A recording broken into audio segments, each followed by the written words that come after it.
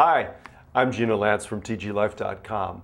We've got a great show for you today, but first, a word from the sponsor.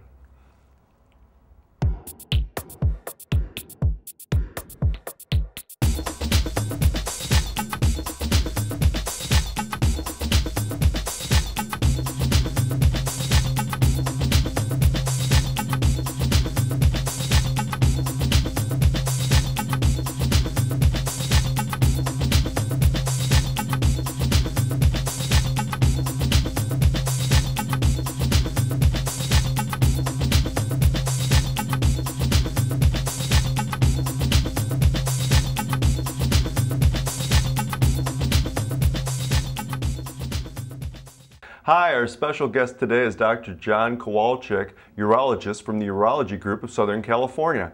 How are you, Dr. Kowalczyk? I'm great, Gina. How are you today? Oh, great. I've got some questions from our readers, and I wanted to ask you if you could give us some short answers on them and your opinion on what they've asked. I'll do my best with the short part. Okay. One of our readers wanted to know why they should go to a hormone doctor when they can order hormones over the internet or for just the same brand name products. That's a good question. Why? One of the things I'll have to say is checking first of all with the physician. You'll get a prescription. You'll get the prescription medication. If you go to internet or you go to, for example, Tijuana, which is very close to Southern California, you're on the risk of getting watered down or even artificial medication, which means not the real thing. The recent scare with the FDA and the food products for animals is a good example where these products are coming from foreign countries, and the fillers is what's possibly going to cause damage.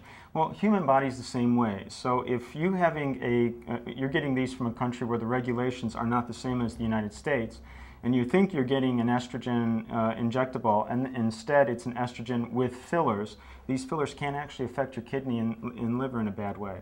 And if you're not monitoring these on a regular basis, you can miss a potential for an early intervention to heal the process quickly. Dr. Kowalczyk, will hormones make a user feel more feminine? That's actually a great question, and I get that asked all the time. Actually, just recently, I have a new patient coming in, and that was probably the first or second question that came about. In my experience, working in the community, I'm going to say at least 9 out of 10 times the answer is yes. What happens is, as you develop more feminine features, and whether this be purely hormonal, purely psychological, or a combination of the three, I don't think really it matters that much where the predominance lays. Because if you think about it, part of who you are and how you feel is what you're reflecting on other people. So if if the reflection you see is more feminine based on the person's eyes as they look at you and smile at you and make a nice gesture about, my goodness, you look wonderful today. Whether or not it is from the femininity or whether it is just from the fact that you feel much better about yourself, I think that's a positive all in all. So from my point of view is most of my patients will feel much more feminine. Most of my patients will feel, if you'll allow me to say this, they tell me they feel a lot more sexy and a lot more pretty.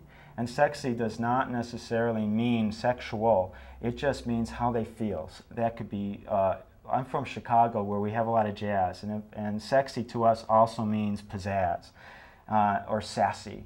So if you want to, if that's how you want to feel and that's the image you want to portray and you feel good about yourself, you're actually going to influence people around you in a positive way. So yes, I'm going to say they do feel more feminine, and if you're feeling good about that femininity and you're able to let that energy out in the rest of your area, in the workforce, in the home environment, your friendly environment, I think you're going to have a positive effect on most people. So that's my opinion.